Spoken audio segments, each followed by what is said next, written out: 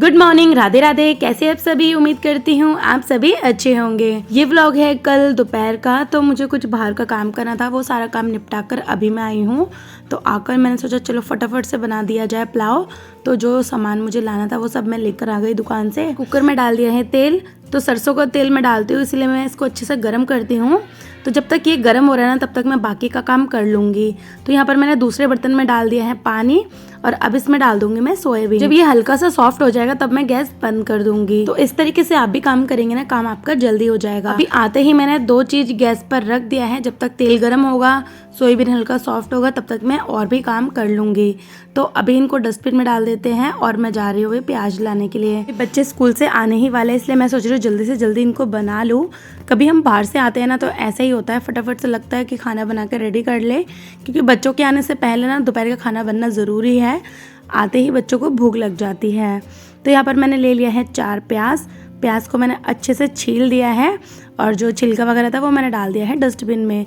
तो साथ ही साथ मैं क्लीनिंग भी करती जा रही हूँ, ताकि किचन ज़्यादा गंदा ना हो और फटाफट से सारी चीज़ें हो जाए। अब मैं प्याज को अच्छे से धो लूँगी, उसके बाद इसको लंबा लंबा काट लूँगी। तो पुलाव वगैरह जब बनाते हैं ना, तो प्याज इस तरीके से काट कर डालते तो ज़्यादा अच्छा बनता है। तो इसलिए ना मैं हमेशा ही प्याज को काट कर डालती हूँ। लीजिए, प्याज भी कट गया है और यहाँ पर तेल भी अच्छे से गर्म हो गया। अब इसमें मैं डाल दूँगी सूखी लाल मिर्ची, काली मिर्ची और जीरा। अब इसको हल्का सा गोल्डन ब्राउन होने दूँगी। उसके बाद इसमें डाल दूँगी प्याज।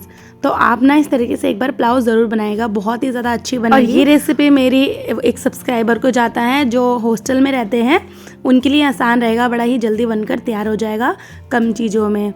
तो यहाँ पर मैंने प्याज डाल दिया है कुकर में, और यहाँ पर सोयाबीन को मैंने डाल दिया है ठंडे पानी में। अब सोयाबीन को इस तरीके से निचोड़ लूँगी 2 से 3 बार ठंडे पानी से निकाल कर। सोयाबीन को अगर आप डायरेक्ट डाल देंगे ना, इसमें एक अलग सी स्मेल आती है, वो अच्छी नहीं लगती। तो इसीलिए आप जब भी पुलाव बनाइए, सोयाबीन को इस तरीके से गर्म पानी में भिगोकर 2 से 3 बार अच्छे से धो लीजिएगा। अब मैंने यहाँ पर ले लिया है बहुत सारे टमाटर। तो टमाटर को बस इस तरीके से 4 टुकड़ों में फटाफट से काट देंगे, ऊपर वाला हिस्सा निकाल कर फेंक देंगे। और ये लीजिए, प्याज हल्का गोल्डन ब्राउन हो गया है। इसको ज़्यादा नहीं करना, हल्का इस तरीके से भूनना है। उसके बाद इसमें डाल देना है टमाटर। अब इसमें डाल देंगे थोड़ा सा हल्दी पाउडर, स्वाद अनुसार मिर्ची पाउडर डालेंगे, और डाल देंगे इसमें जीरा पाउडर, धनिया पाउडर, और अब इनको अच्छे से भून लेंगे। तो नमक डालना मैं भूल गई, फटाफट से अब नमक भी डाल देते हैं। और अब इसमें हम लास्ट में डाल देंगे सोयाबीन। अब ना क्या करेंगे, इनको अच्छे से चला देंगे। उसके बाद इसमें डाल देंगे आधा गिलास पानी डालकर इसमें 1 सीटी लगा लेंगे। जब इसमें 1 सीटी लगाएंगे ना, ये सारी चीज़ें अच्छे से पक जाएगा, मतलब मसाला जो है वो अच्छे से पक भी जाएगा और टमाटर भी अच्छे से गल जाएगा।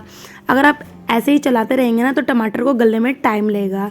तो इसलिए आप 1 सीटी लगा दीजिएगा। तो यहाँ पर कुकर में आ चुका है 1 सीटी। अब मैं फटाफट से क्या करूँगी, गैस बंद करके कुकर को ले जाऊँगी सिंक के पास, और कुकर में ना पानी डाल दूँगी, ताकि कुकर थोड़ा ठंडा हो जाए, फटाफट से ये खुल जाए, वरना कुकर का ढक्कन खुलने में टाइम लगेगा।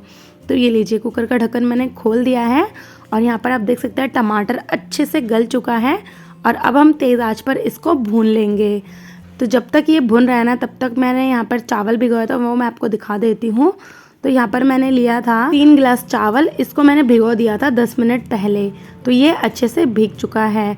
और जब तक ये मसाला भून रहा है, तब तक मैं यहाँ पर टमाटर की चटनी बनाऊंगी। टमाटर की चटनी बनाने के लिए 10 से 12 लहसुन की कलियाँ, 7 से 8 सूखी लाल मिर्ची और 3 टमाटर को मैंने काट लिया है, और इसमें नमक डालकर अच्छे से पीस लिया। तो हमारे घर में जब भी पुलाव बनता है, ये चटनी ज़रूर बनता है। इसके बिना मेरा बेटा खाना ही नहीं खाएगा। तो आप भी इस तरीके से चटनी बना सकते हैं, इस पुलाव के साथ बहुत टेस्टी बनती है। तो लीजिए, चटनी बनकर तैयार है। अब इसको एक कटोरी में निकाल लेंगे। और यहाँ देखिए, मसाले भी अच्छे से भुन चुका है। अब इसमें हम डाल देंगे चावल। तो मैंने यहाँ पर 3 गिलास चावल लिया था ना, 3 गिलास चावल में मैं डालूँगी 4 गिलास पानी, क्योंकि ये भीगा हुआ चावल है और चावल ज़्यादा भी है, तो इसीलिए 4 गिलास पानी में ये अच्छे से पक जाएगा। तो चावल जितना ही ज़्यादा होगा ना, उतना ही पानी कम लगेगा। और अगर आप 1 गिलास चावल बना रहे हैं, तो उसमें तो 2 गिलास पानी डालना ही पड़ेगा। तो अब इसमें मैंने लास्ट में डाल दिया है 1 चम्मच गरम मसाला। तो वो मैंने आपको बताया था कैसे बनाना है, होममेड गरम मसाला। अब पुलाव में 1 सीटी आने देंगे। तो यहाँ पर देखिए, मेरे बच्चे भी आ गए हैं अब स्कूल से आते ही ये अपना लंच बॉक्स वगैरह अपनी जगह पर रख देती हैं, कपड़े वगैरह भी अपनी जगह पर रख देती हैं। तो मेरे दोनों बच्चे ही इन मामले में सही है कि सारी चीज़ें आकर अपनी अपनी जगह पर रख देते हैं। तो अभी यहाँ पर मैं बनाऊँगी रायता। तो आज पुलाव के साथ काफ़ी चीज़ें बना लिया था मैंने, तो ये सारी चीज़ें बन जाती हैं ना तो खाने का मज़ा बढ़ जाता है। तो इसलिए जब भी मैं पुलाव बनाती हूँ तो सोचती हूँ ये सब चीज़ें बना लूँ। तो यहाँ पर मैंने मिक्सर जार में डाल दिया था दही, इसको अच्छे से ब्लेंड कर लिया और ये देखिए एकदम स्मूथ दही निकल कर आ गया है। और अब इसमें हम डाल देंगे बूंदी और इसमें डाल देंगे थोड़ा सा नमक, तो आप अपने स्वाद अनुसार नमक डाल सकते हैं। और इसमें डाल दिया है भुना जीरा और थोड़ा सा मिर्ची पाउडर, बस। तो जब भी मैं कुछ बनाती हूँ मेरी बेटी बड़ी जल्दी आ जाती है कि मम्मी मैं बनाऊँगी। ये बनने में थोड़ा आसान था और इसको बड़ा मज़ा आ रहा था इसको बनाने में, तो मैंने कहा चलो बना लो। तो यहाँ पर इसने सारी चीज़ें डाल दिया है, ये सब चीज़ें मैंने बताया तो ये डालती गई। तो यहाँ पर देखिए रायता भी बनकर तैयार है और सारी चीज़ें हो गई। अब बस फटाफट मैं सारी चीज़ें अपनी अपनी जगह पर रख दूँगी और लास्ट में सैलेड काट लूँगी। आप अगर कभी भी रायता बना रहे ना तो दही को थोड़ा मिक्सी में चला दीजिएगा, रायता ज़्यादा टेस्टी बनता है। तो इस चीज़ का ध्यान रखिएगा रायता बनाते वक्त। तो यहाँ पर कुकर में एक सीटी आ गया है, मैंने गैस भी बंद कर दिया है और किचन को अच्छे से मैंने समेट लिया।